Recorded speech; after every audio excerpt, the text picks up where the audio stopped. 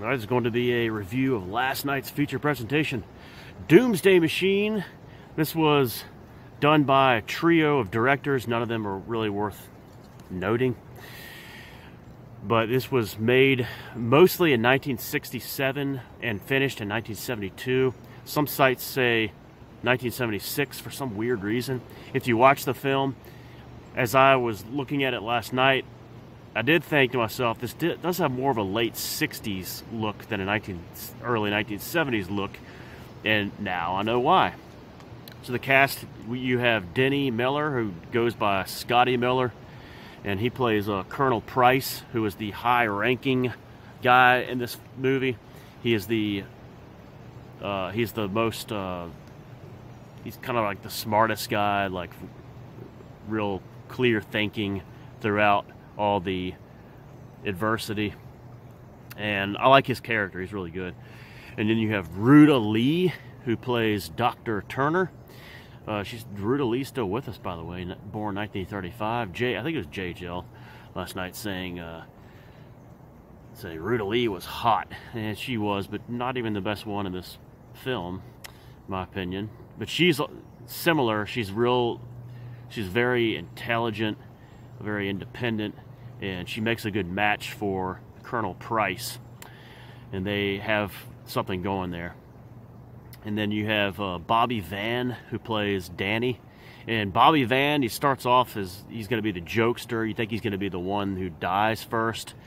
And I kind of like the fact that they don't go with the predictable with him. He turns out to have a little bit more to his character than you think at the very beginning. You have Mala Powers, who plays Major Bronsky. It's a similar name to the Jason X guy, the black guy, Brodsky. But Mala Powers, who in real life was born in San Francisco, but she has a convincing, like, Russian accent. She's a Russian in this movie, and she's mature and very attractive. Then you have Henry Wilcoxon, who plays Dr. Perry. He's the older guy who they don't think might not be able to make it through, but he does. So they think, oh, well, most of it, but he's the guy who offers a little wisdom, and he's a good character too, Dr. Perry. You have Grant Williams, who was in Incredible Shrinking Man and The Leech Woman in the 50s, and here he is in 1967-72 playing Major Kurt Mason. And he's a good kind of bad guy in this film. He's kind of the one who freaks out when things go wrong and gets rapey with the one girl, and kind of wants to. He's just a little. He's different from the straight guy you see in his other films. So I like Grant Williams in this. And Laurie Scott is the one that Major Kirk gets rapey with. She's the kind of sultry one of the three women. She plays Katie Carlson. She's probably the best looking one. She kind of, is a kind of a tease, and she's really good. So that's the main cast. Those are the ones on the Astra, the ship. But you also have just a few other characters. Essie Lin Chia, who is the Chinese spy. Casey Kasem, top 40, is the mission control officer. Then you have Mike Farrell, who is from MASH, who has maybe one line in this film. He's a reporter. So you have the Chinese government has a doomsday device that they are thinking about activating in like 72 hours, and the intelligence gets a whiff of this, and so there's a ship called Astra where a bunch of these men are going to go for 2 years to Venus. And at the last minute, they change the plans, and they pull off a few of the men and replace them with 3 women.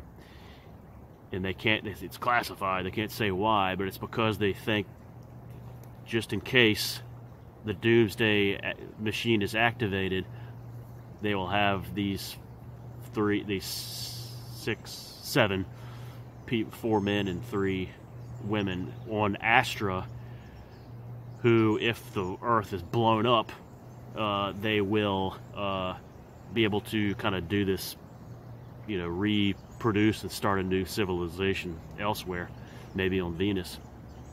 So as they don't know this, the people on the ship, but once they get in the ship and they finally deduce that they're on like a modern day Noah's Ark, and then they look down and see the Earth inevitably being destroyed, being blown up, and that's some quality stock footage you see of cities being leveled with like flooding, and then you have it blowing up.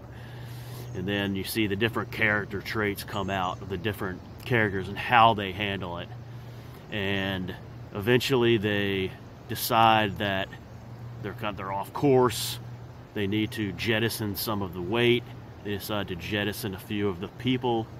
I think 4 of the people. They decide to keep 3. They let the computer decide who stays. And it ends up being the old man and the 2 young women. And Grant Williams is ticked off at this, and it's almost biblical, isn't it? A patriarchal father. And that's how it goes from there. But Grant Williams and the woman that he gets rapey with, they get sucked through when he's making advances towards her. They get sucked through and they die. And so they decide, the remaining 5 decide at the last minute, at the orders of Colonel Price. He says, we're gonna chance it, everyone's gonna stay.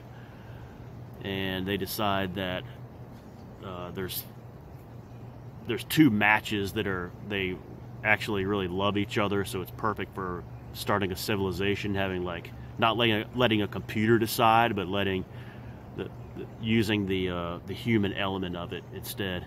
And that's of course Colonel Price and Ruta Lee's character, Dr. Turner, who have bonded, and they have a real attraction to each other. And then Major Bronsky, the kind of older, the Russian lady, and Bobby Van, who shows a little maturity after being a jokester at the beginning.